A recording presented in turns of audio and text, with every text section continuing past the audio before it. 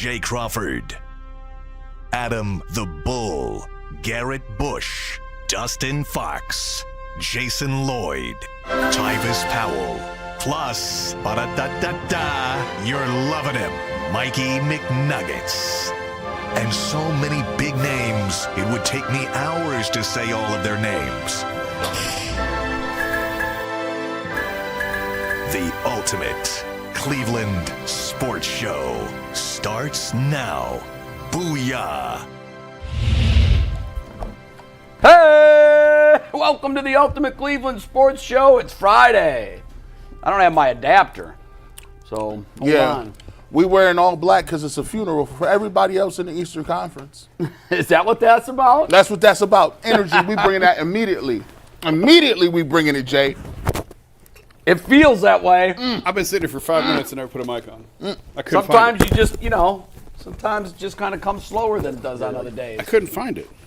I give him credit. I was distracted. We're going to talk about what the trade means, not just for the Cavs, but for the rest of the Eastern Conference. Wow. I can't wait. When you get that new present for Christmas, and it's an outside remote control car, but you can't use it because it's snowy, and you can't wait for that first clear day so you can get out there and use it. Man. I feel like we have the present, we've unwrapped the present, but we haven't actually got to see it yet. Mom and Dad forgot the batteries. This is a V8. Then you got to wait. Superboy, what you mean you got to order the V8 battery from Radio Shack? What? How long is it coming in? 7 to 10. That's how I find out how long grown people time frames is. 7 to 10 business days might as well be 2 months. Yeah, it can be. It's definitely 3 weeks. That is definitely like yes, you were in February. Be looking out for it sometime by March. Thankfully, we're not going to have to wait that long. No, we're ready to go, man. I don't know how he did it. We're going to give out some congratulations, but Koby Altman, I want to thank you for your subscription. You got the premium membership of Project Stockpile online, the Learning Edition. Thank you very much, man. You know who else thank you very much to Koby? Last night, Dan Gilbert spoke at the Cleveland Sports Awards. Extremely complimentary of Koby Altman, as he should be. I mean, he talked about how there's 3 ways to build a team. Trades, free agency, and draft. And he said, we've nailed all 3. Like, they feel really good about where they are. They should. And they should. They should. The line of the night last night from the Cleveland Sports Awards, this is the first year that they've sold. They've done it in the past, but not to this degree. They sold a lot of fan tickets, and there were a lot of fans that were sitting in the bowl seats. The floor is filled with the high-priced tables. But when Dan was speaking about culture and winning and how you build it, and that the culture always comes before the winning. He said you can't do it the other way around. Somebody from the fan seats yelled at the top of their lungs in a quiet moment, "Buy the Browns!" And the whole place. They probably went crazy, didn't they? They went nuts. They went nuts. It was good to see Dan Gilbert. As you know, he hasn't been out and about since the stroke, which I guess was 5 years ago, he said last night. Seems about right. Yeah. You looking healthy? Looked amazing. Much, much better than I expected. Wow. Because we hadn't seen him, I figured, well, there must be a reason. That's good. That's real good. His movements, I think, were a little bit slower, but he was sharp. It was really cool what they did. They sort of did like a little fireside chat with his son and Dan, because Dan received the Lifetime Achievement Award last night. Mm-hmm. And he had a very funny line at the start. He said, you know what I always said about awards? They're like hemorrhoids. Every asshole gets one at some point. And I thought, well, he's very self-deprecating. That's crazy. Yeah. I'll give you work. I'll give you credit for that. I might use good. that. He was good. But a lot to get to today. We're talking about the Cavs trade. How'd they pull this off? I have to say, I didn't think that they would get this kind of an upgrade for the price they had to spend to get it. I feel that way. We'll see what the other guys say. Myles on the trade. David Njoku once upon a time not long ago asked for a trade. He stood down, and he came back to have the best year of his career at that point, I think still. He's basically making a public plea and hoping that Myles will stand down and that he can stick around. We'll talk about that as well. And also, I hope we get to this. Tim Anderson. Down goes Anderson. Everybody remembers the line from Tom Hamilton when Jose Ramirez didn't just knock him to the ground, he knocked him out of Major League Baseball. What happened to Tim Anderson's career after that punch is really almost unbelievable. I've seen players decline and get old in a hurry. I've never seen anything like this. For the first time, I guess it was about a week ago, he spoke about that punch and the effects of it, and we're going to talk about that and try to figure out if we can get to the bottom of how Jose literally ended a guy's career with his right hand. It's unbelievable. So a lot to get to, but Mike, first, what's going on behind the glass? Everything good? Yeah, before we dive into things, we mentioned it a little bit yesterday, and then Earl tweeted out, and he made it public so we can now kind of address it. But Earl's mom passed away yesterday, and we just want to send all of our thoughts and prayers and well wishes to Earl. He's Absolutely. an invaluable part of this team. He's my brother. He's all of our brothers. He's family now. And if you get a sec, just send him your well wishes, your prayers, because he's going through some difficult times right now, and UCSS is not the same without Earl. Whenever he's ready to come back, we will welcome him back with open arms. But, yeah, I don't know how to say anything else besides we love you, Earl. That's well said. Yeah. He's in our hearts. We're thinking of you, brother. We love you, brother. And I can't even imagine what he's gone through in the last 24 hours plus. Yeah, so make sure you keep Earl and his family in your prayers, in your thoughts, and we can't wait to have him back. So with that, let's dive into our first topic of the day, which is brought to us by FanDuel. Super Bowl 59, one game, two teams, endless possibilities, and there's no better way to make every play more exciting than with FanDuel Sportsbook. Whether you're predicting the first touchdown, who will take home the MVP trophy, or the coin toss, FanDuel makes it easy to place your bets and feel the thrill of every moment. With live betting all game long, you can jump into the action, adjust your bets, and ride the wave of excitement from kickoff to the final whistle. Plus, to make the Super Bowl even sweeter, new customers can score $200 when you make your first bet. Just place a $5 bet, and if you win, you'll get $200 in bonus bets. Download the app, head to FanDuel.com/UCSS and bet with FanDuel, an official sportsbook partner of Super Bowl 59. We will talk Super Bowl a little later in the show with our guy Darren Smith, but we have to start with the trade yesterday. The Cavaliers acquired DeAndre Hunter from the Atlanta Hawks in exchange for Caris Levert, George Niang, 3 second-round picks, and 2 second-round pick swaps. They did not give up Jaylon Tyson. They did not give up the 2031 first-round pick. They got under the luxury tax, so much so they have space now to sign potentially 2 buyout candidates, which we'll talk about in our TV show on WKYC starting at 12:30. But Jason, in any world, did you imagine Koby Altman and the Cavs could pull off a trade like this without having to give up either of their 2 best assets? Absolutely not. No. Good. We're in agreement. No. And that's part of the reason for the last couple of days, I said I was skeptical if they were going to get anything done, because I didn't think that they could pull this off without including either the 31 unprotected or Jaylon Tyson, and I wasn't sure.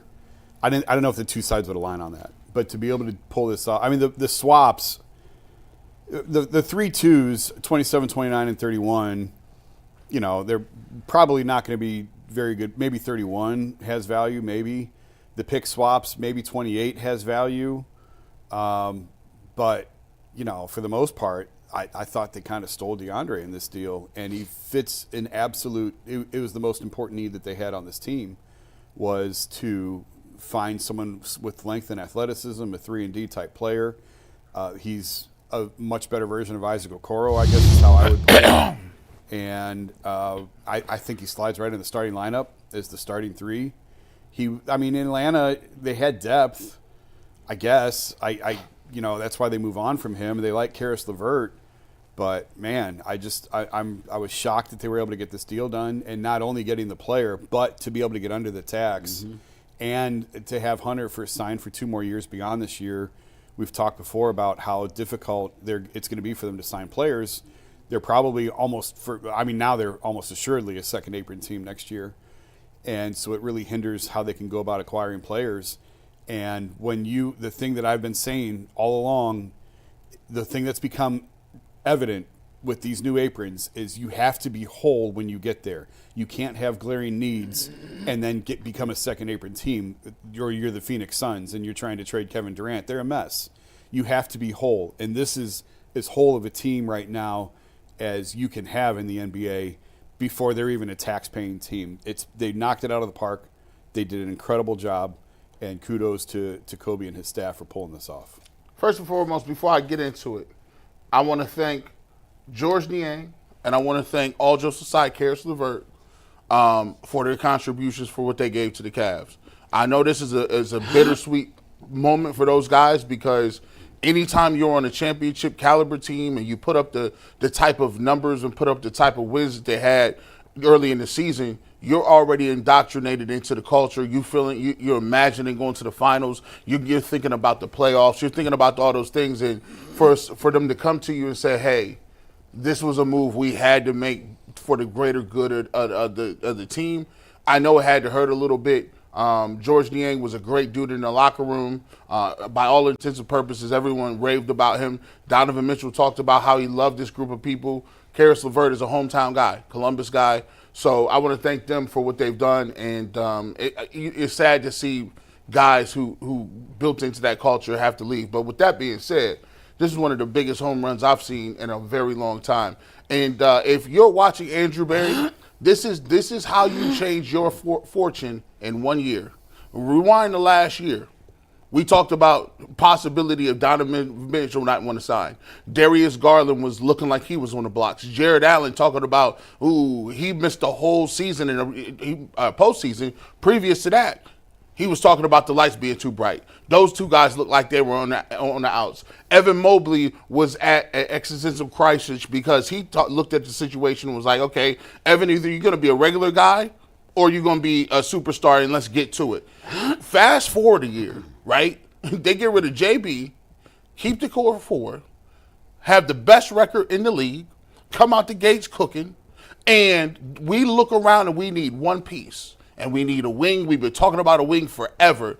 And they get DeAndre Hunter for a bag of wet nickels and some big league chew. I'm no lie. He can shoot the 3, 19 points a game, 6'8". Now look at your starting lineup. Look at your starting lineup. Now you got the two Twin Towers down there, 6'8", and you still have, Darius Garland and Donovan Mitchell. You didn't give up Jaylon Tyson. You didn't give up no first-round picks. You still got Isaac Okoro. It's almost like Atlanta just gift-wrapped them and said, here, I know I didn't send you anything for Christmas, Jay, but here's DeAndre Hunter about 8 weeks later. That's crazy to me. And then the biggest part of it, and you robbed me of this, McNuggets. You ran the rundown, and you made me talk about it during TV. But the biggest part of this is now you all the way up underneath the luxury tax. You could get 2 guys in a buyout. And guess what? One person that I'm looking at intently right now. Hey, if you get DeAndre Hunter, guess what? I don't got no problem with you going after Ben Simmons. We will talk about Ben Simmons, trust me. 6'10"? You can get, at least he can guard and drop some dimes. The Cavs is looking up, Jay. The Cavs did what we want the Guardians to do and what we need the Browns to take notes on. Tremendous job. I can't hate not one bit on this move. Yeah, if you grade it 0 to 100, you actually get extra credit points. It's a 101. It goes above 100 because it checked all of the boxes that the perfect trade would check. We talked about, obviously, you need a stretch 3. You need somebody who's going to fit in with what you have and kind of erase I don't want to say glaring weakness that this team had, but it was an obvious area that they had to address. They do that. I hate losing Niang. I look back at the shot from Garland 2 nights ago. The first guy to Garland was Niang, and I saw the look on his face. I watched it again last night after the trade. And this is a human. These are human beings, and you have to think about the ebbs and flows of their lives. He was a kid in a candy store when that ball went in. Yep. He looked like he was 12 years old and he just won his youth league championship. He was so happy. And then in the span of 12 hours, he's packing his bags and he's going to a team, and his whole life was dramatically changed. That's the downside of the sports business. Outside of that, that's the only thing I don't love about this trade. Also, Levert, you mentioned the fact that he's from Columbus. He does some things well. There's some times where I watch him and I say, he's kind of a liability right now. And then other times I see parts of his game and I'm like, man, if we can have more of that, this guy could stick around. But he couldn't give us more of that. So they got under the tax, which was priority one, I think, because that affects so many years moving forward, halting that clock. They added the single piece that they most needed. And I have to think that if you're the Celtics and maybe even Oklahoma City in the West or whomever, I can't imagine that they're thrilled about this. They're looking at the Cavaliers just took the one weakness that they had and they erased it. So I can't wait to see the fruits of this trade. I can't wait to see how the pieces fit together. The only thing we don't know is I've always said this is like a chemistry experiment, sports in general. It's the one element. I always say it's the flour of every team. It's what holds everything together. And if you don't have flour, you can't make cake. Yep.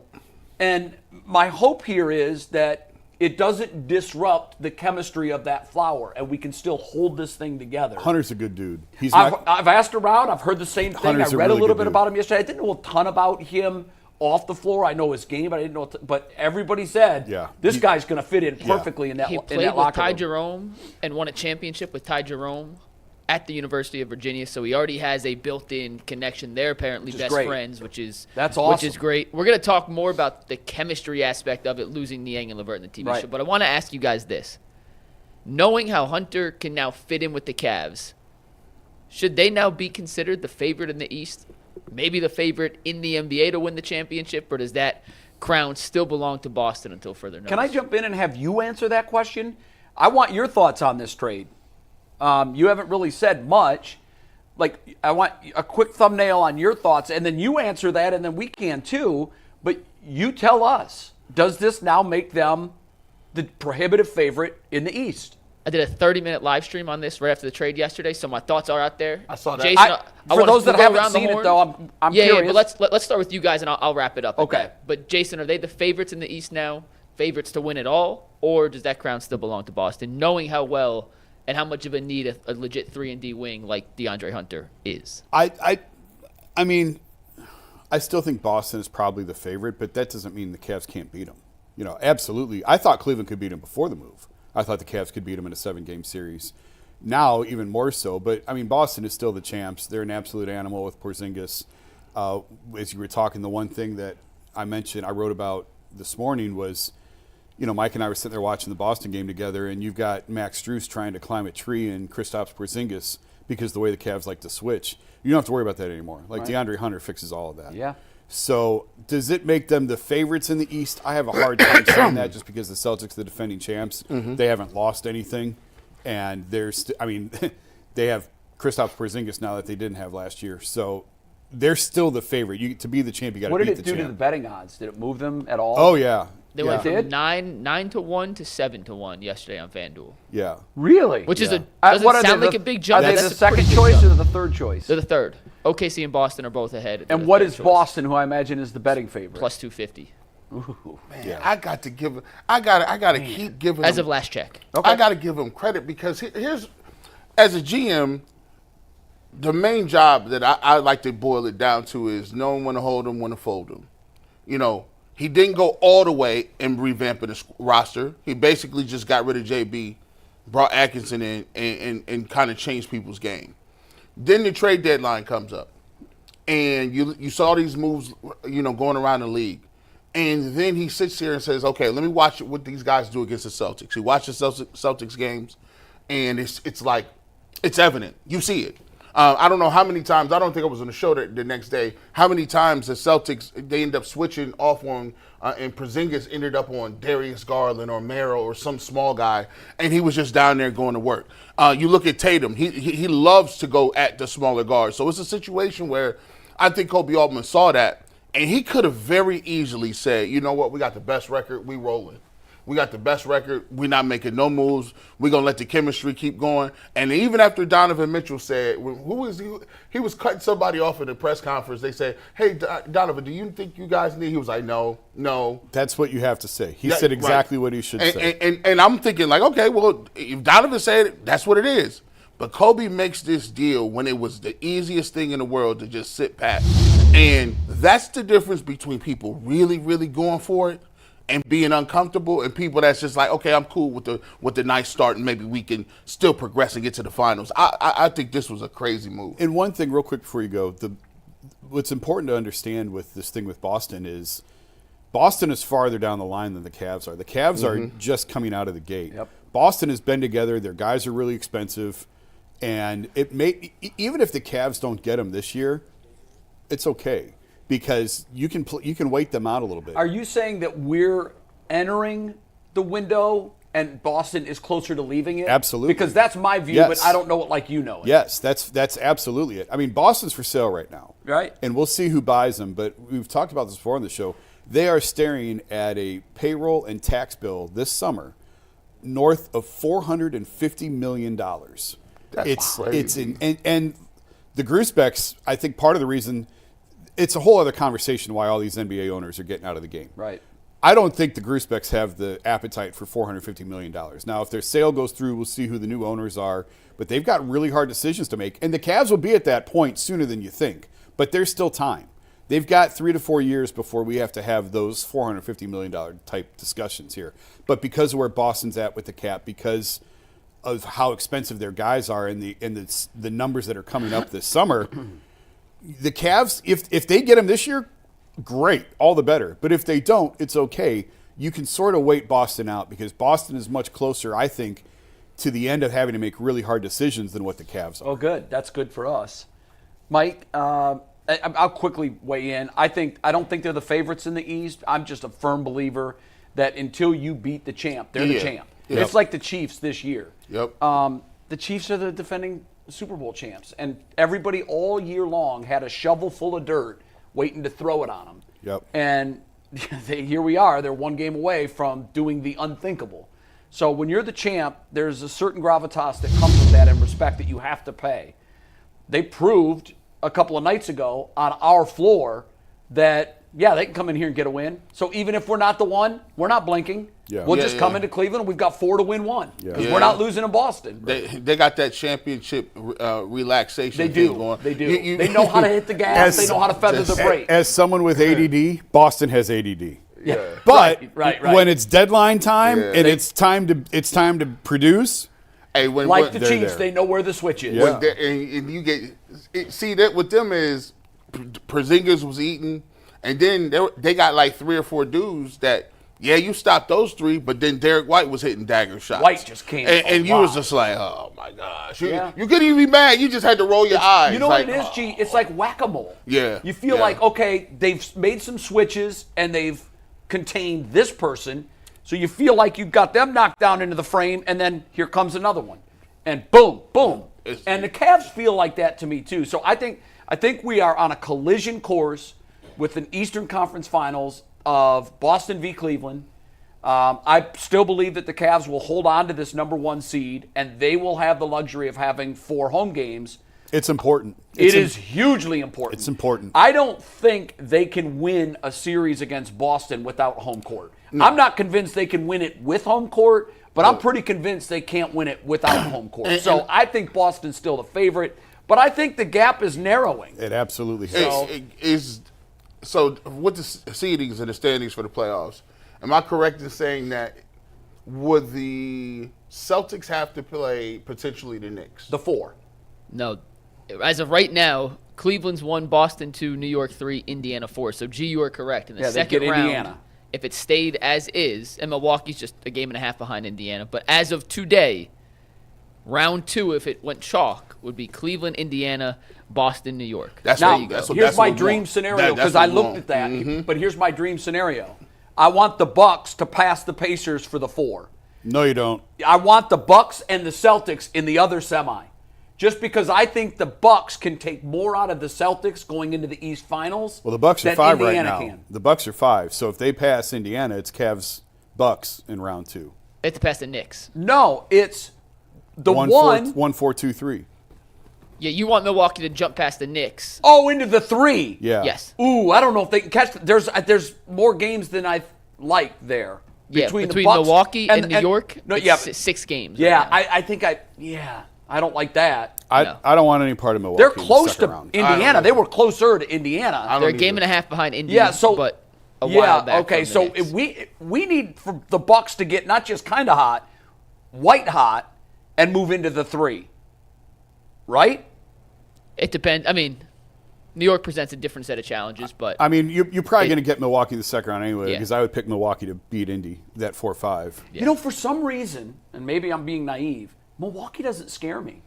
I think Milwaukee. I don't want no parts of Damian Lillard in the playoffs. I think Milwaukee is very much Cavs 14-18, Cavs 17-18, where just get through the regular season, just get us there. Yeah. But I don't love. I think Doc is highly overrated as a coach. I would take Kenny over Doc in a series. Yeah, of that's interesting. Coaching matchups. That's very interesting. Mike, actually. I think you're with me on that. yeah, I would too. How close is the gap between Boston and Cleveland right now in the East? So I think this trade yesterday does not make Cleveland the favorite. I still think Boston would be the favorite. But it answers a lot of the questions you had about this Cavaliers team. First and foremost, they have about as good roster and lineup flexibility now, assuming health, as almost any team. If they want to play a smaller lineup, you can play DeAndre Hunter alongside Dean Wade, alongside Evan Mobley with your 2 guards, and not give up size because, Dean Wade 6'9", DeAndre Hunter 6'8", with a 7'2" wingspan, which is part of the reason Draymond Green was so good in the death lineups at the center. DeAndre Hunter is not Draymond Green defensively. Do not get that misconstrued, but he does have the length to make a life for Kristaps Porzingis or another big a lot more difficult because he just provides a higher contest. Right. Offensively, I said the other day he didn't fit exactly into how Kenny wants to run a system, but I also think In what way? he's not a driving kicker. This season, only 24% of his drives have resulted in a pass. 76% have resulted in either a shot or a turnover. Does that have something to do with who he's passing to? Not necessarily passing too. I just think that's more of Atlanta's offensive style. And the more I thought about it, I kind of changed my tune on it a little bit. I don't think it's a perfect fit per se, but I think he'll benefit from playing around better offensive players. And just like he'll help Donovan and Darius by forcing defenses to be a little less hesitant to come help off him and clog the lane, he's also going to get more open looks by being the beneficiary of playing alongside Donovan, Darius, and Evan. So I think it's a symbiotic advantage for those two. And if you want to go on the flip side, let's say your advantage is size now, right? You're playing a team that only has one real big, and you want to say, you know what? We're going to use the Twin Towers. Can you imagine a lineup and the length defensively? If you want to go with the Twin Towers, you can put DeAndre Hunter at the 3, and then you can put the 2 guards out there, Donovan, Darius, or if you want to double down, play Dean Wade at the 3, put DeAndre at the 2, and Donovan at the 1, and you still have 3 shooters, But 2 7-footers. Your length now is ridiculous. So Kenny Atkinson now has a weapon in his arsenal that can fit not just one specific role, but like 3 or 4 different roles plug in place. And if you look at this just on paper, Koby Altman made the decision that over the next 2 seasons we can win a championship, or we are closer to winning a championship with DeAndre Hunter and 2 buyout candidates than we would have been with George Niang, Caris Levert, and whoever those second-round picks turned into. Sure feels like and it. I have a hard time disagreeing. As much as I like George and Karis, I have a hard time disagreeing with that assessment. I think it's a home run, a slam dunk, whatever kind of sports analogy you want to use. Koby Altman did the unthinkable. Under the tax and kept his 2 best assets and got the best player in the trade. I think it's a win-win. And the thing that we haven't talked about at all is I think it brought clarity to the rotation too. Because it was just too many guys. Right. You can't play 10 guys in the postseason. As much as Kenny said he was committed to it and he wanted to, I don't think that that's very realistic. But now, if DeAndre is a starting 3, and you have to think that he is, you have a clear starting 5. You have Dean Wade, Max Strus, and Ty Jerome as your 3 guys off the bench. That's your 8-man rotation in a postseason series. DeAndre can play the 4. Dean can be the backup 4 in that scenario. Evan can play the 5, so you have some versatility there. You know, Strus off the bench has the Miami Heat, the NBA Finals experience. Ty Jerome has been a revelation this year in the way that he's played. So it really it narrows your focus. It shows you who you really are. You still have Sam Merrill if you want quick offense. I don't think Sam will hold a big role in the postseason, but he's there. If you want an extra shooter on the floor, you can throw him out there. We'll see what happens with. I mean, if you pull Ben Simmons in this as well, I don't know how big of a role he would have, But again, we went Isn't from he like situational only at this point? I think so. But I mean, he's 6'10". Yeah. So you go from a team that, man, they don't have a lot of length. They're really small in the backcourt to adding 6'8" DeAndre Hunter and 6'10" Ben Simmons if he comes here.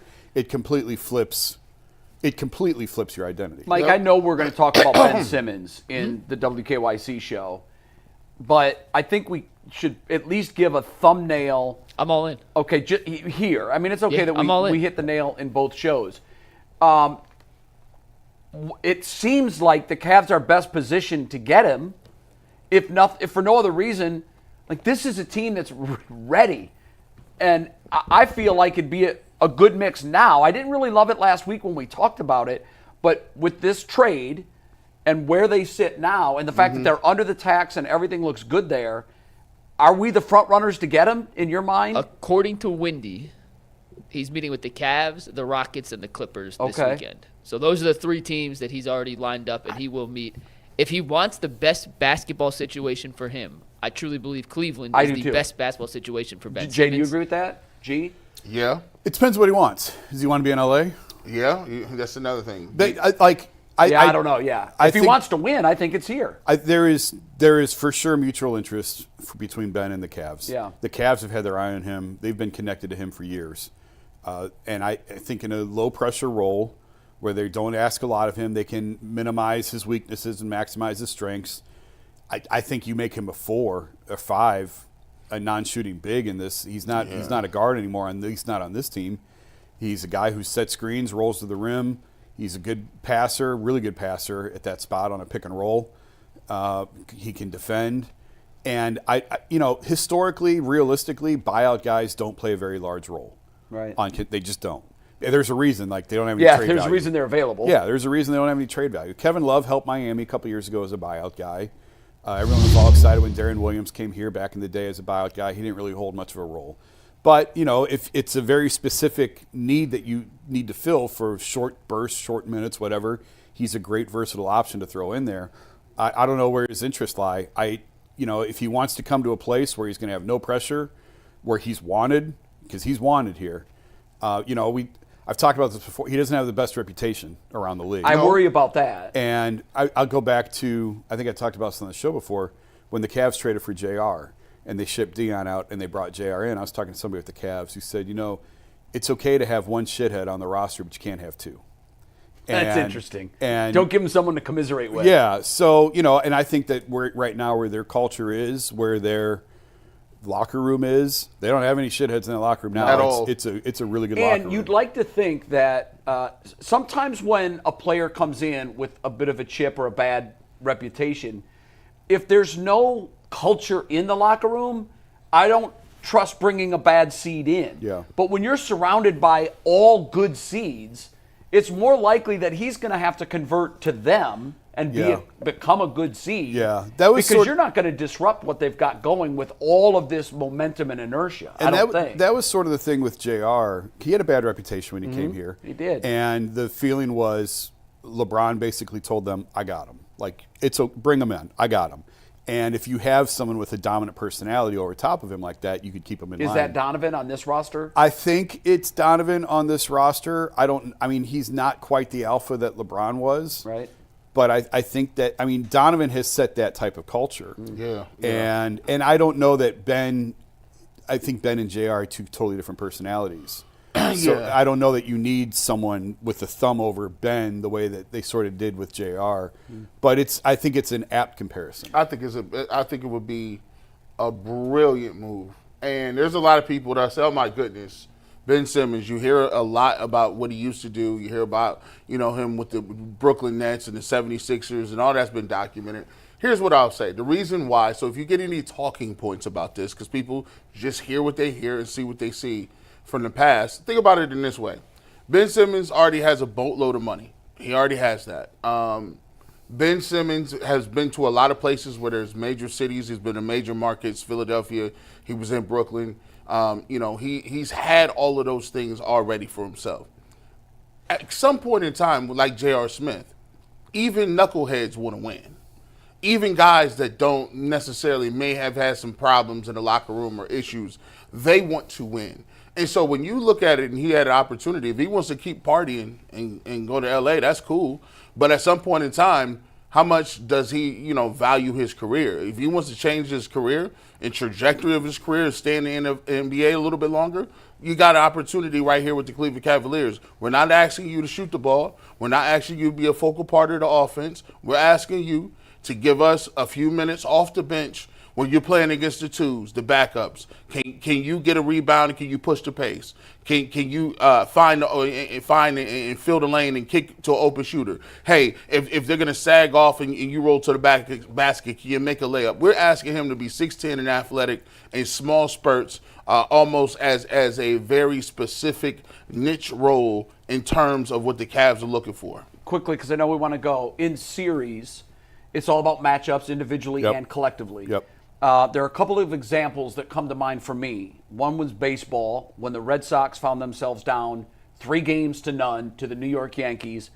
Late in Game 4, they needed a runner in scoring position, and they insert Dave Roberts. If you're looking at the roster going into that series, you're like, no, not a factor. He is not going to change anyone's life. He swipes a bag. He scores the run. They come back and win Game 4. They win Game 5, they win Game 6, they win Game 7, and they complete the unthinkable. Then when you think of the Cavs series against Golden State, I know what you're going to say. There were moments where guys you didn't expect were going to make a difference. Kevin Love played 12 seconds of defense in that entire series. Dante Jones, Game 6. Yep. So it's like when you get into those series, I can envision a situation in the Boston series where it's a Game 7 and we need a particular skill set. It's like a golfer that has 13 clubs. Yeah. I can pick this club for this situation. I don't want to use a 3-iron if I need a hybrid. Well, now you just have another club in the bag that you might be able to insert at that perfect exact moment, and he makes the single play that we know he can make, and it turns the tide in a series or in a decisive Game 7. That's why I would like to have him here. And I'm with you. I don't think one bad seed can disrupt that culture. And if the Cavs see that it starts to, you just move on. You move on. You're not invested in them. Exactly. We're going to talk a little more about some other buyout guys outside of Ben Simmons coming up in the WKYC social. Make sure you tune into that. Let's pivot to some football. If you're looking to get tickets, though, to your next big event, a concert, comedy show, a Cavs game, Guardians game, use Game Time because it takes the headache out of finding tickets online. With the Game Time Picks feature, the app does all the hard work for you, curating the best deals so you don't have to waste time searching through endless ticket listings. The best part, you're covered with Game Time's lowest price guarantee. If you find a better deal somewhere else, they'll refund you 110% of the difference. Plus, your tickets are guaranteed to be delivered on time with easy cancellation options if something comes up. Take the guesswork out of buying tickets with Game Time. Download the Game Time app, create an account, and use promo code LOCKEDON for $20 off your first purchase. Once again, create an account, redeem code LOCKEDON for $20 off. Download Game Time today. Last-minute tickets, lowest prices guaranteed. David Njoku did his Radio Row press tour on Thursday and basically said, Myles, don't leave. We're closer than you think to winning. A couple of the quotes he gave to Mary Kay Cabot. For me, I'm Cleveland ride or die. I hope Myles tries to stay. That's like a brother to me, obviously, so I'm going to talk to him and see what I can do. That's above me, though, obviously. I'm not mad at him for wanting to win a championship. We all do, and when asked how close they are, he said, of course, we've had success in the past, too. It's not impossible. It's there for us to take. We just have to take it. G. Bush.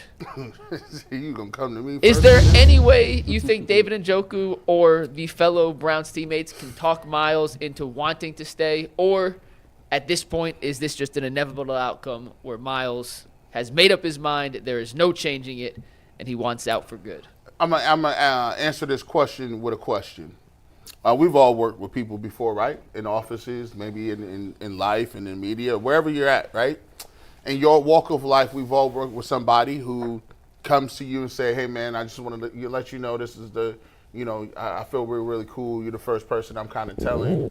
But, yeah, I put my 2 weeks in. You know what I'm saying? I got this going on, or I got an offer from over here. They didn't match it. I'm just giving you the courtesy to let you know. And then we all give them the, Oh, man, you sure you can't work something? Let me go. I'll talk to John, man. I know John, he the foreman. Let me go talk to him real quick. Like, come on, bro. Listen, we going to miss you around here, man. And you're like, yeah. After 2 or 3 days, it sinks in.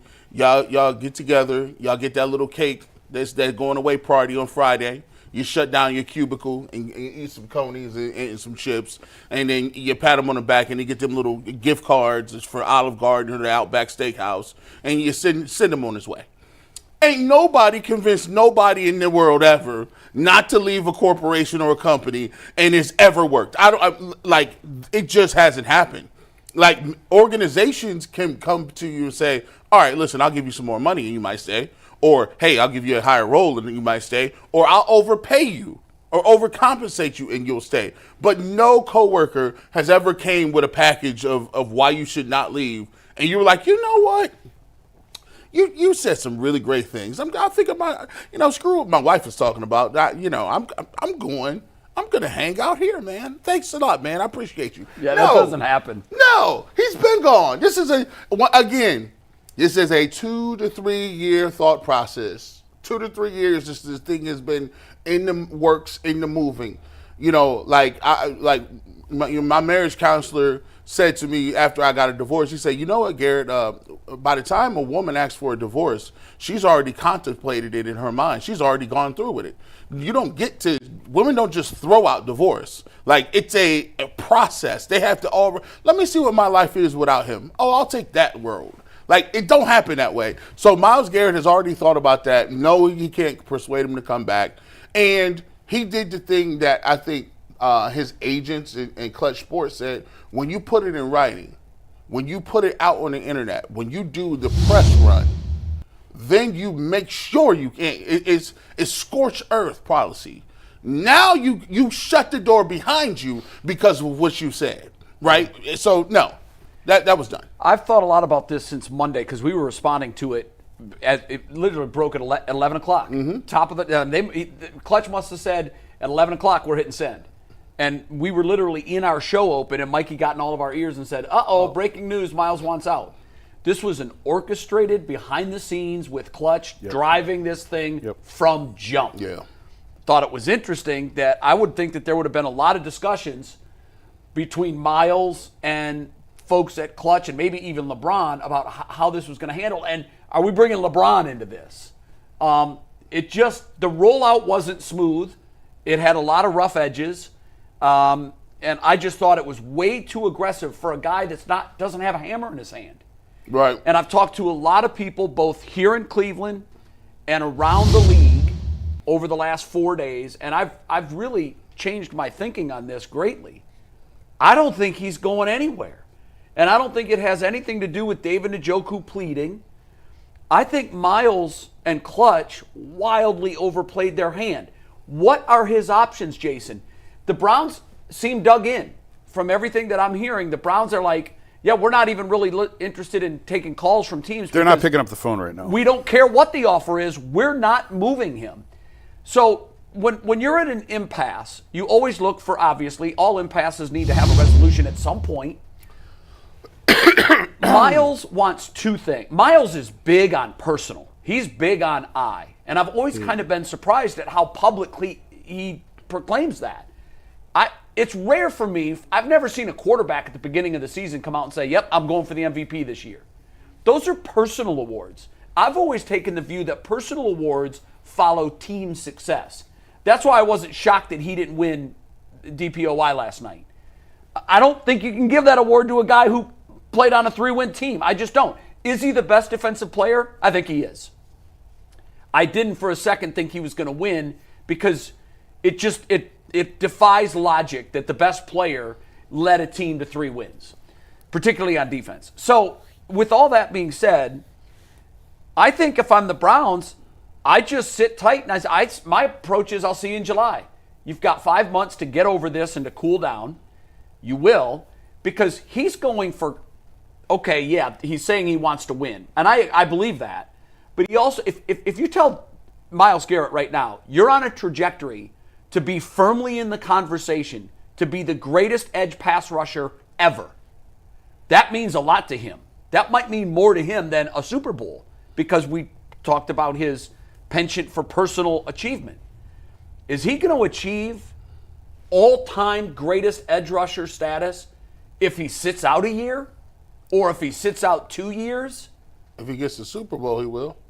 I don't know that, G. I don't. And by the way, I think his odds of staying in Cleveland and amassing the same numbers that he has over the last 2 years for the next 2 years gets him closer to becoming the greatest edge pass rusher ever. And I'm not saying he's going to end up as that. He's in the conversation right now. If you put him in neutral for 2 years, Bob Feller took 2 of the years of his prime out and said, I'm going to go fight World War II. And he did that voluntarily. And he paid the price for it. He's still a Hall of Famer, but he could have been in the argument for the greatest right-hander ever. But don't you think, Jason, that's what he was telling us when he said, my goal was never to go from, Cleveland to Canton? He's telling you, like, hey, I want to win games. But he doesn't control that. Well, he doesn't control. All he can do is control what he does on the field. And his play on the field is spectacular. So what he's saying to you is this. I want the GM, I want the coach to live up to the same standards that I'm living up to. And if they give you a plan and say, hey, what are we going to do in the next 2 years to get to the playoffs and get to where we want to go and to be championship contenders, they probably told him, bro, we don't have nothing. Be honest. Well, they have a plan. But what I'm saying better. is they have a plan, but that plan, he didn't like it. Yeah, that plan is not. It's far-fetched to even glimpse. Like, even if I had a genie, I would have to have a genie to make the Browns a championship contender next year. Like, you got to find a quarterback. You got to find a lot of this stuff. And the biggest part that I don't think people is drilling down on, the reason they may tell him no is they can't do it because of the cap. Like, from this situation, from what I'm hearing, like, they're saying they might have to get rid of Conklin. They got to reschedule, restructure Denzel and restructure Deshaun Watson just to get enough cap room to trade Myles Garrett, and they only got $6 or $7 million. That was one of the biggest reasons that I heard from national guys why this will not happen. Before the draft. Right. Before the draft, for sure. After the new NFL year, it becomes a little bit easier, which is why I'm not going to change. I'm on record. I would trade him. But I would trade him for 26 picks. I would trade him in June, July for 26 picks because you're right. He's a phenomenal talent. He's going to the Hall of Fame. What have they won with him? What have they won? 0. Because they don't have a quarterback. Until you get a quarterback, nothing else, it doesn't matter. Now there is a scenario someone brought up to me yesterday, which it would be just like the Browns. They do get the quarterback right. They are amazing next year, but their defense falls completely flat because they don't have Myles Garrett anymore. And unlikely. That's a chance. Unlikely. But we would take that. The way we spin and Browns' we might get hit by a tails, train on the way home. But Jay, the way things fold out for the Browns, oftentimes, you're like, well, of course. Now we need an edge rusher. We don't have one, and we're giving up 25 points, 30 points a game. Hey, listen, I think everybody in the world would say, would you sign up for a world where the Cleveland Browns have a franchise quarterback, but their defense is kind of garbage and gives up a lot of points? I would raise my hand and take that, and I'll say, I'll take 2 years of that if you want to.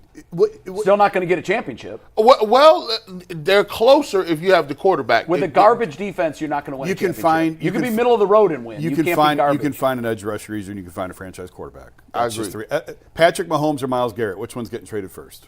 Yeah. Well, yeah, that's easy. But that's what I'm Patrick saying. Mahomes is clearly. But that's what I'm saying. Like Josh Allen or Myles Garrett, Lamar Jackson or Myles Garrett, who's getting traded first? Yeah. So, I said it the other day. What are you trying to accomplish? What are you trying to do? Are you trying to find a veteran quarterback that's going to scrape you to 9 wins, 10 wins? Maybe you slide into the playoffs next year. Okay, great. You're going to get your doors blown off in the first round. What have you really accomplished? Now you've taken yourself out of position of being able to find the long-term answer at quarterback. I disagree with that theory, and here's why. What do you really accomplish? Well, where are we today at 3 wins? We're looking at ourselves at Team 32. That's what we are. We're Team 32. And you're not going to go from 3-14 to contending for a title. You know that. You take steps. So where are we if we win 9 games next year? I'll tell you this, a hell of a lot closer to contending than we are at 3-14. Not if you don't have a long-term quarterback. No, not if you don't have a quarterback who can take on Josh Allen or Lamar Jackson and Patrick Mahomes. I agree with that. You have to beat those guys in consecutive weeks. Sure, Like, I understand that, and that's why Josh and Lamar are sitting there going, again. Yeah. I understand that. But I'm also going to be a realist and say, look at the quarterbacks in the AFC right now. No matter what happens through the draft, through trade, through free agency, are we going to get one better than Patrick Mahomes?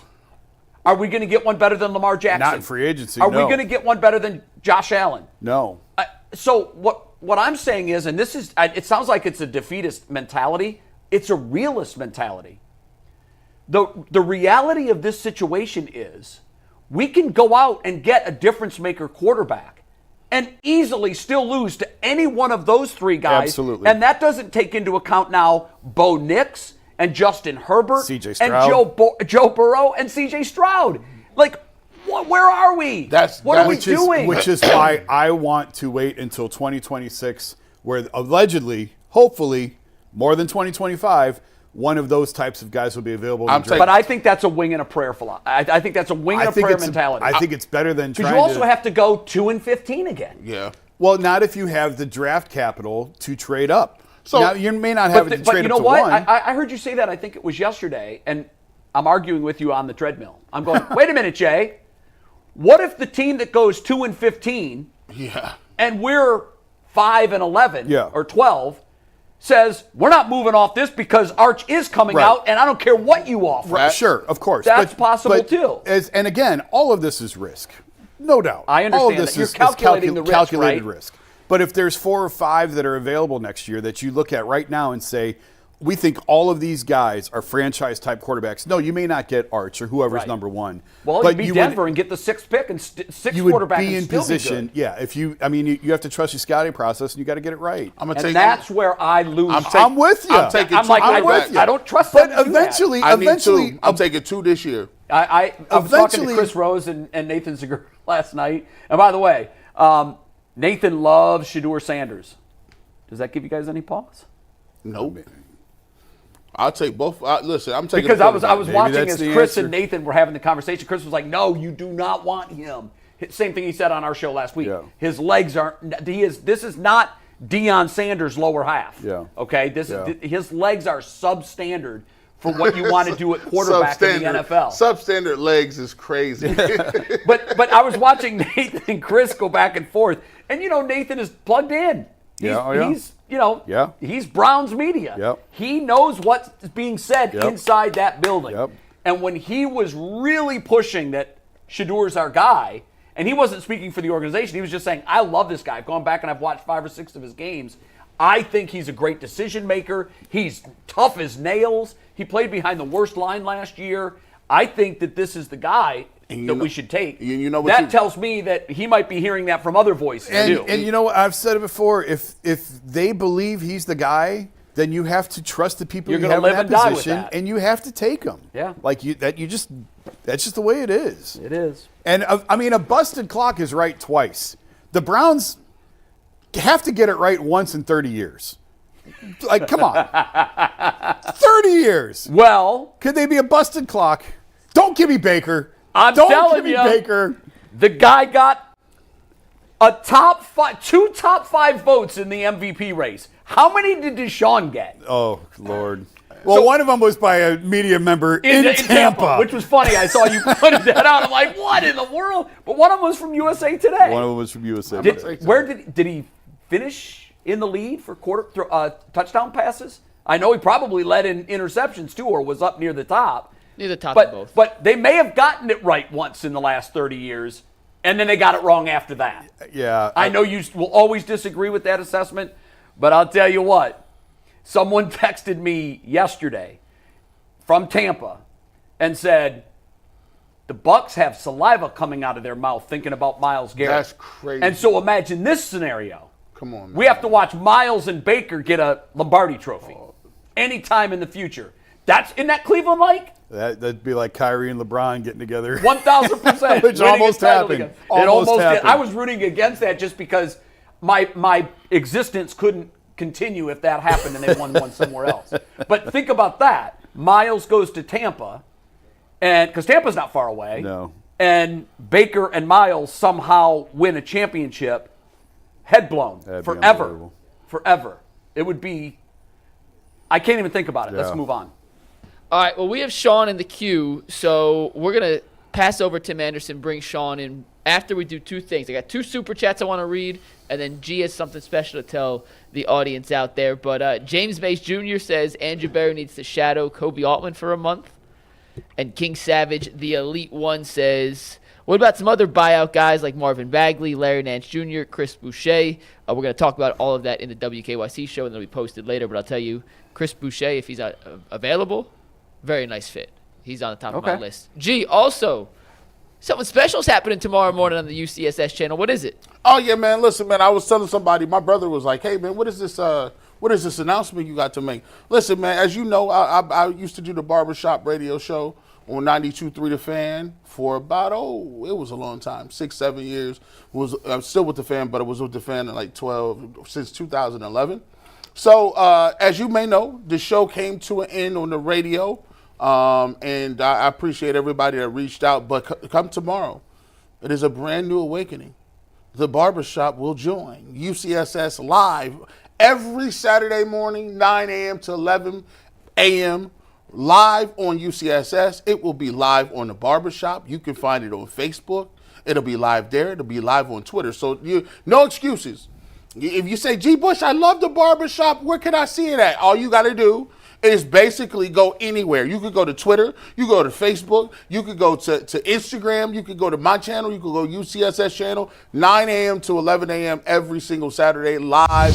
We'll be talking the same energy, same flair, same all the good stuff that you know and love from the barbershop. So that starts tomorrow, 9 o'clock. Tell people, let people know. If you can't find it, all you got to do is put Garrett Bush in YouTube, and you're ready to rock and roll. How about that?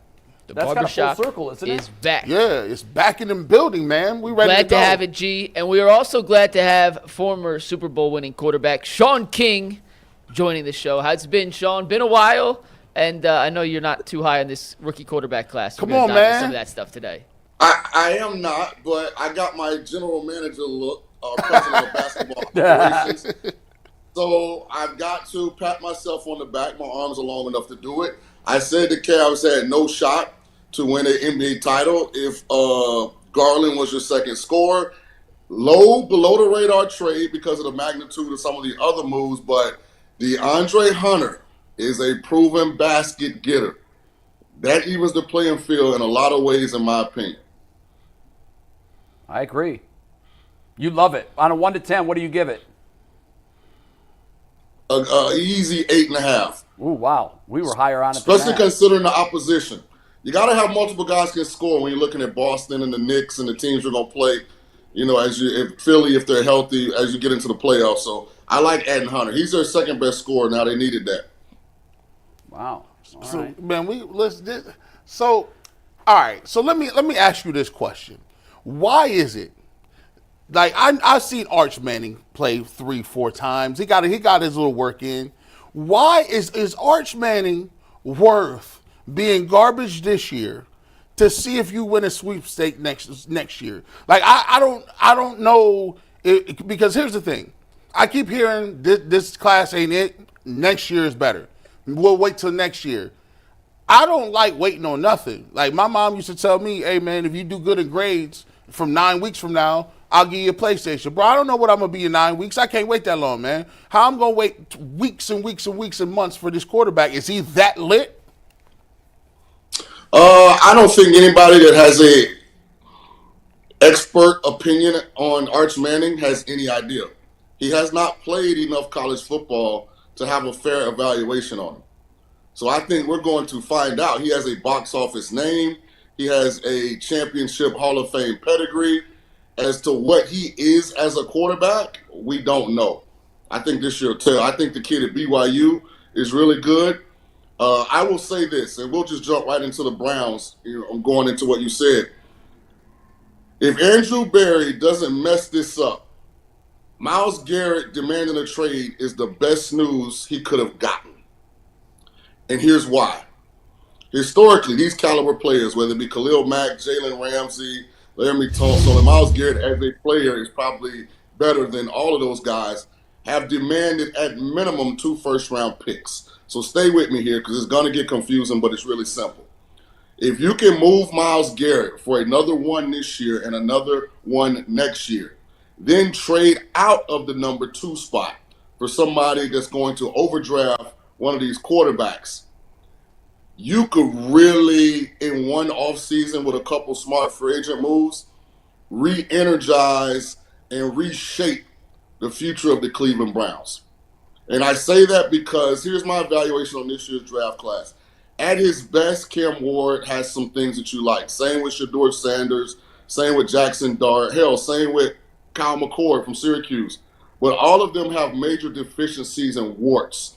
In my opinion, this is what this quarterback class is. If I had a pick in the mid to late 20s, and let's say Derek Carr was my quarterback in New Orleans, that's where I would feel comfortable taking Cam Ward, who I do have rated 1 out of the group. I don't think any of them are worth high-end first-round picks, and I would really be uncomfortable drafting any of them late first round if the expectation was they would be the day 1 starter. Wow. Okay. So I just added the Browns multiple first-round picks this year and next year, got them out of overdrafting a quarterback, and set them up to be in a position to completely reshape the roster of that organization in 1.5 off seasons. But for the people that will say this, Shaun, if you're looking at it, and you, Kevin Stefanski, and you, Andrew Berry, you got to win football games this year, don't you? And I'm not saying the quickest way to win football games is to get a quarterback, which is true. But say, for instance, you are correct. Those guys are more late to first round picks, second round good guys like that. Wouldn't a quarterback save your job quicker than a defensive tackle or a corner or something like that when you're under pressure to deliver, especially when you already got Deshaun Watson on the roster and you need some sort of splash because Myles Garrett is getting traded? So, Bush, we're watching the same movie. I'm going to just show you a different part of the screen to focus on. Insanity means what? Doing the same thing over and over, right? Mm-hmm. Expecting the How same many results. times have organizations had a deficiency at quarterback and overdrafted a quarterback in that draft because they had a need? When you do that and you don't select the right player, you still have that need moving forward. Look at the Tennessee Titans. They took the Willis kid from Liberty. They took the Willis kid first from Liberty. Yeah. Then they took Will Levis, and now here they sit and still need a quarterback. Look at Pittsburgh. They overdrafted Kenny Pickett in the first round a couple years ago. Now they still need a quarterback. So taking one doesn't fill the void.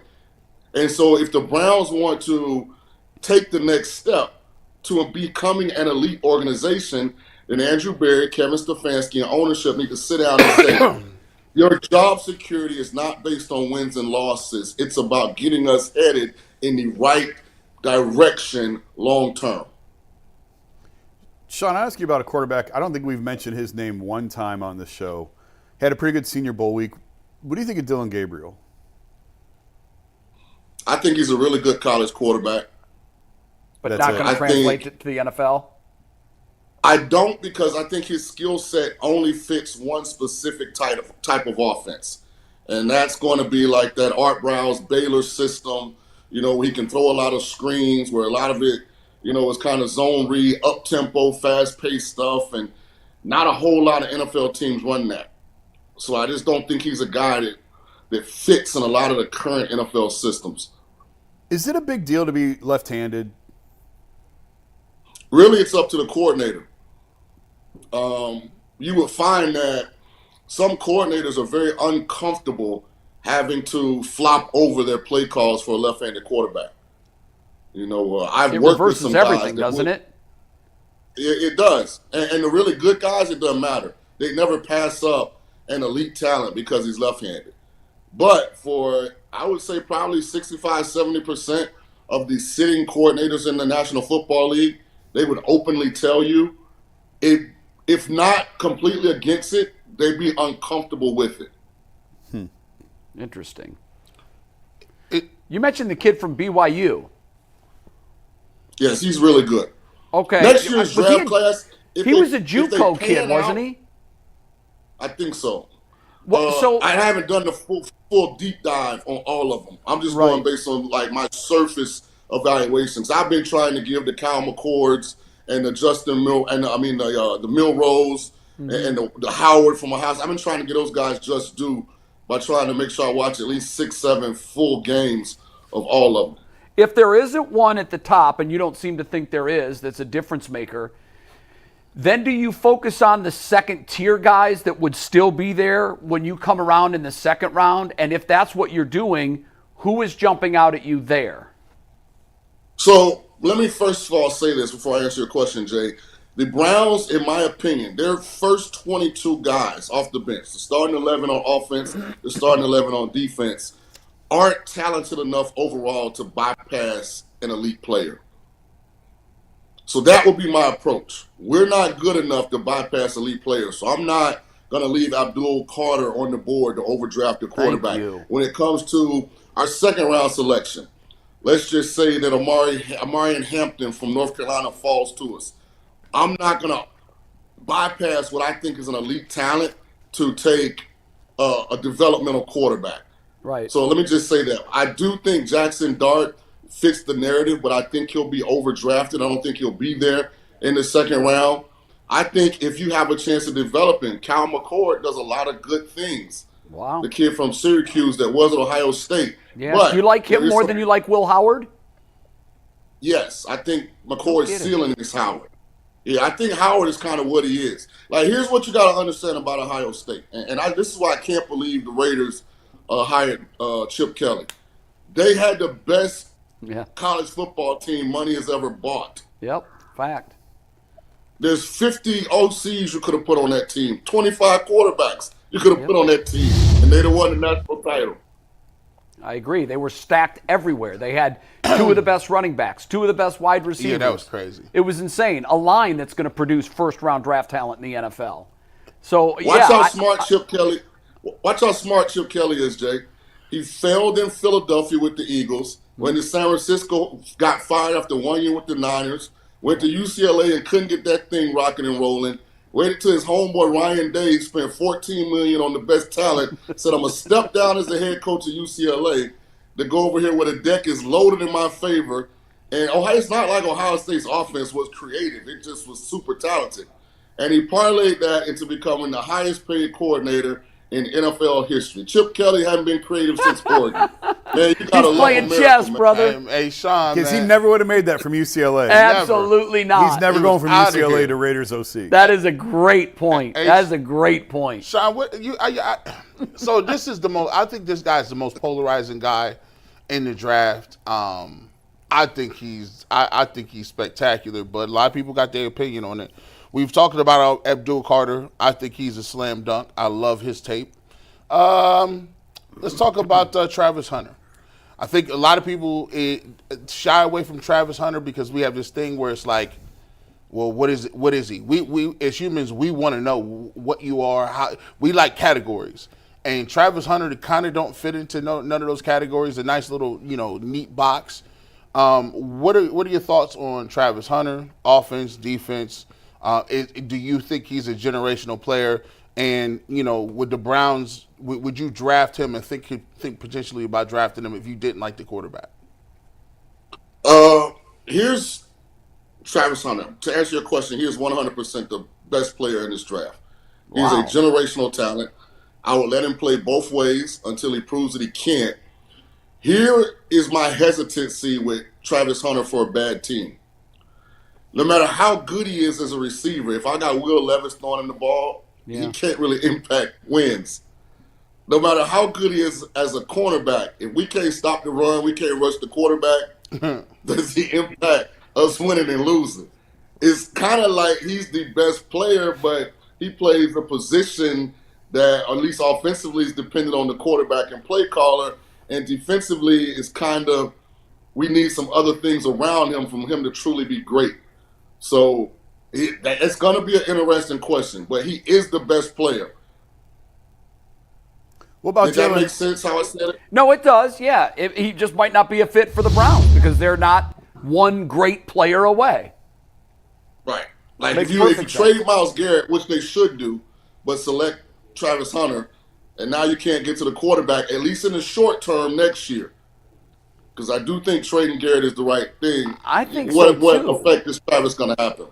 Shaun, I think if they trade Myles Garrett and don't take Abdul Carter, that might be something they regret for a decade. Well, it's a good defensive end draft. I know don't it have is, the names in front of but he's the cream kid of that from Marshall. crop. Yeah, the kid from Marshall is really good. The kid from Tennessee. A&M is good. The kid from Tennessee, Pierce, like this is a good defensive end draft. This is an elite running back draft. Yeah, it is. So I'm saying it now. I think Ashton Genty falls to late first round, and I think he's the first running back taken. That's how good I think this running back class is. He's a monster. You know what hurt him was his bowl game, or I'm sorry, his playoff game. I just think because the kid Caleb Johnson in Iowa, the kid Amarian Hampton from North Carolina, the kid from Tennessee, like there's a legit 5-6 running backs that I wouldn't be surprised if they were day one starters in the NFL next year and push 900 plus yards rushing as rookies. This class is that good. Well, the Browns need one of those. Yeah, they'll take one. Maybe two. Absolutely get one. What about Jalen Milroe? That's a name that comes up in Cleveland quite a bit. So a less polished Justin Fields. Oh my God. That's not a compliment. I don't think he meant it. The truth doesn't have emotions, and I'm a person that thinks Justin in the right situation can help you win games. Milroe's a less polished Justin Fields. Probably he's bigger, not probably. He's a little bigger and Justin's a big guy. Milroe's a little bigger. He's probably a tad faster, but don't forget how fast Fields was coming out of Ohio State. Like he could really go, but I wouldn't take Milroe unless I was the Baltimore Ravens and I was trying to do a wildcat package and take Lamar off the field, or if I was the Bills and Josh Allen, like I want to take some of those hits off of the quarterback and still be able to run the same stuff. To me, that's where I think Milroe has his best chance for success. All right, there's a guy who last year we talked about being number 1 overall pick or in the top 5. What is your thoughts on Quinn Ewers? Is he like the upgraded Colt McCoy? What is Quinn Ewers? Is he a good quarterback, college quarterback, or what is it? System? Like I don't think he's undraftable. What? Wow. Oh my God! He's listen, hey, somebody clip that. Hey, listen, I don't know if you got to put that in. You got to expound on undraftable. Like, come on. Undraftable. All right, go ahead. Like when you break down quarterback skill set, give me one skill Quinn Ewers has that's above average outside of just experience. He's played a lot of football. He has below average arm talent. He's a below average athlete. He has below average height. He has below average frame. Damn. So he's not even Colt McCoy then? No, not at all. Damn. Colt has better arm talent than him. Wow. Quinn. Well, you know what? That's one of the things we most love about you. You don't sugarcoat it. Wow, Quinn, clip that. And that's a strong take. And to Longhorn Nation, I think Sarkisian's loyalty to Quinn cost him a national title. Yeah, you're they not were the alone one in that team from a thinking. talent standpoint that could match up with Ohio State. But you was out there throwing them lollipop balls, man. Get out of here. Hey, real quick, I know we got to roll. Who have you studied Candy shop. You mentioned the BYU kid. Have you studied the kids in the Candy 26 shop. draft? Who do you like out of that right now? I know it's early. So I'm still getting to that, and maybe that's a little something. Give me a month, because I'm still trying to attach names to talent for some of these guys. You got to remember, guys move so much now in college football. Yeah. Like it's a process to keep up and track. Yeah. You know, all these position players. So I'm kind of rewatching Senior Bowl and Shrine Game film right now, kind of seeing who pops, going back, rewatching some games. Well, I do think the kid, I think his name is Metzloff off the top of my head. It is, if I'm not yeah. mistaken. The kid at BYU. I think he has a chance to be really good. Well, of course, all eyes are going to be on Arch Manning. Yeah. I'm sure some kids will pop up other places, but The Georgia I just kid, don't- Nussman at LSU, Nussmeier, Drew yeah. Aller. yeah. Drew Aller's Drew Allen's a taller version of Quinn Ewers. Yeah, I've heard, but listen, he's not alone in that opinion. I've heard a lot of guys that say he is not going to be the guy at Penn State, and he is not going to translate to the next level. Yeah. Sean, we appreciate you as always. Me and Sean are going to do some quarterback breakdown. Love for the your honesty, WKYC brother. Plus app coming up shortly, so make sure y'all tune in for that with some film. Sean, you're the best. Hold We'll see you on, soon, hold on. Wait a minute. This is the fallout of the NBA.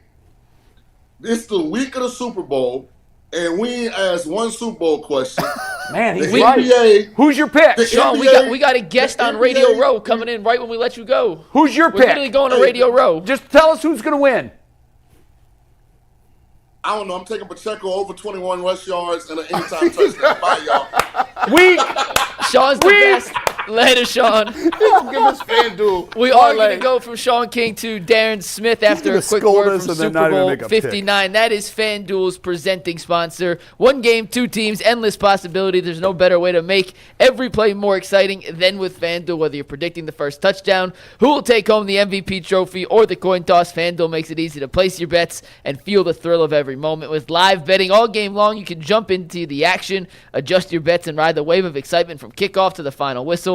Plus, make the Super Bowl even sweeter. New customers can score $200 when you make your first bet. Just place a $5 bet, and if you win, you get $200 in bonus bets. Download the app and head to FanDuel.com/UCSS and bet with FanDuel, an official partner of Super Bowl 59. And speaking of Super Bowl 59, that is where you can find Darren Smith, friend of the program, who joins us now from Radio Row. What's up, Darren? Hey, gentlemen, thank you so very much. If it sounds like I'm being held hostage, the reason the public Wi-Fi that they have us using is just horrible. So Come on, NFL, be better. just pray for me. Are you in the garage? No, it feels like it, but no, we're in the convention center. I saw that the workroom was in the garage of the Superdome. Oh no. Well, the media workroom for the Super Bowl game. Yeah, but Radio is in Row the is at the garage. convention center. So Oh, I got you. No, I got you. Okay. But the media workroom, the media workroom here is upstairs. But Okay. I'm on obviously Radio Row right now. Darren, why are the refs for the Chiefs? Oh, I couldn't resist Lord. that, man. I cannot believe what a story this has become. It's ridiculous. What it's is- so stupid. I know the Chiefs have to be sick of hearing about it, but what is everybody else saying about this story? It's interesting. Like the Chiefs are only sick of it because they feel like the media, the public media, or what we do are feeding into it. Now, locally, we don't know of it, but the fact that national media are trying to issue when it truly isn't, and the fact that the league and the referee association have to actually address it is what's kind of mind-boggling. But there's, to be honest, there's too much money at risk when people are gambling for for the league to even have that become a storyline. Well, there are a lot of people that think that's why it is a storyline. It's because of the money to be made off gambling. Yeah. And they keep pointing out the spot and the Josh Allen and this no call and that no call. And I have to say, I'm not a believer in conspiracy theories, and I don't think the league got together and said, all right, guys, every crew go out and put the Chiefs in the Super Bowl. I think that's absurd. But I also call this the Atlanta Braves effect. In 1995, when the Cleveland Indians lost the World Series, particularly in Game 6, but also when Maddox pitched in Game 5, the strike zone was just different. I don't care what anybody says. You can physically go back and look at the games. Maddox and Glavine in Games 5 and 6 were getting calls that you just don't get. And people would ask me about it. I said, well, either subconsciously or not, guys like that have earned those pitches. And I think it's the same things with the Chiefs. I don't think it's something the league and their officials are consciously doing, but I also think that there's an effect, like with the Braves, that these guys are all-time greats. They're at the top of their game. It's like in the NBA. The home team gets the calls. And I think that could be what's going on here. They're just looking at it as they're the Chiefs, and they're getting calls.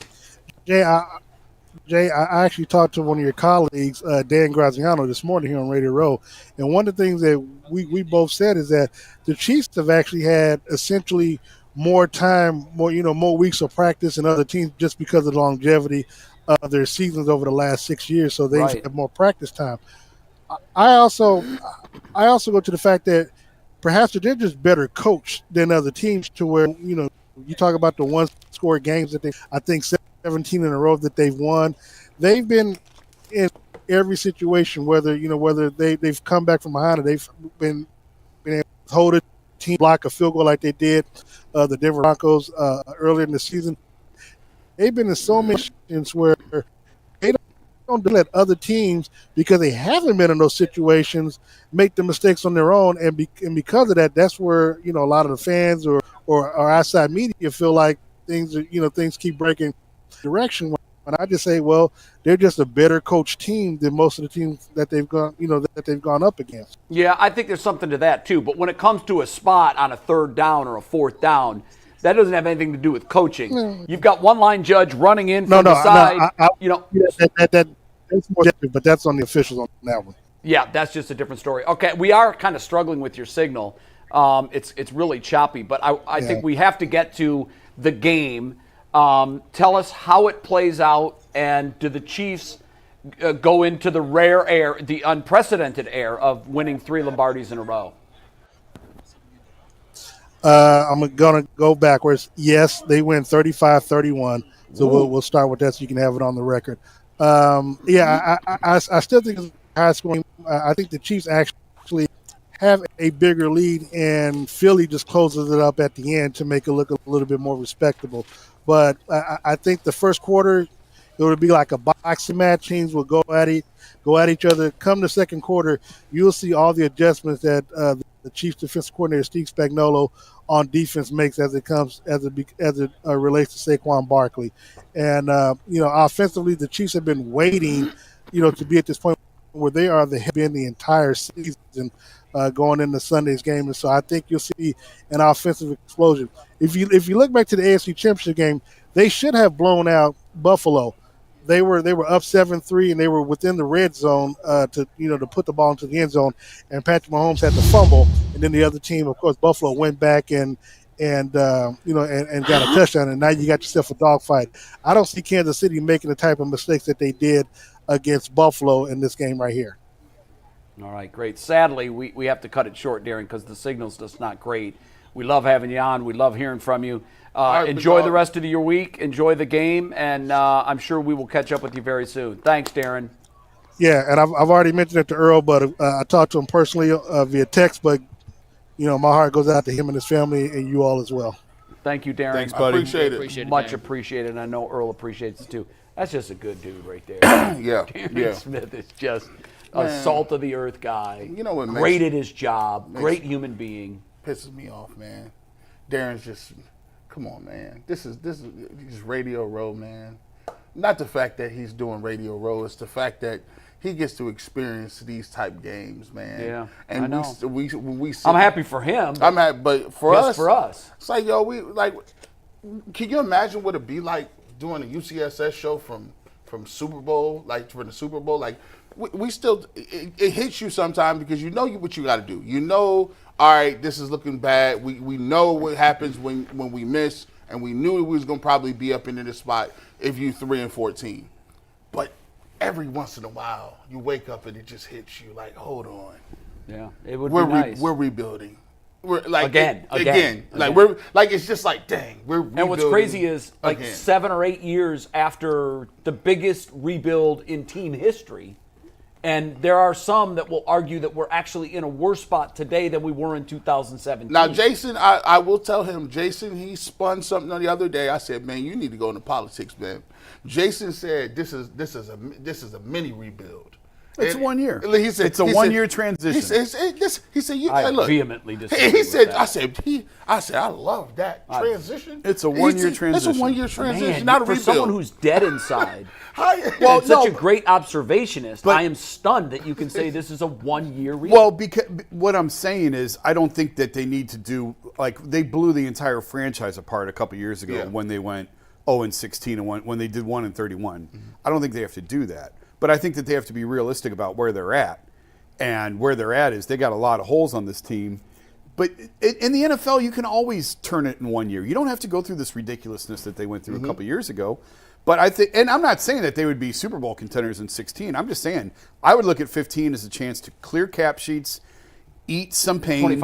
25. Look at 25 as a chance to clear cap sheets, eat some pain, stock up on some draft picks, and launch in 26. And see, when you said that, I said, well, wait a minute. This year has to count.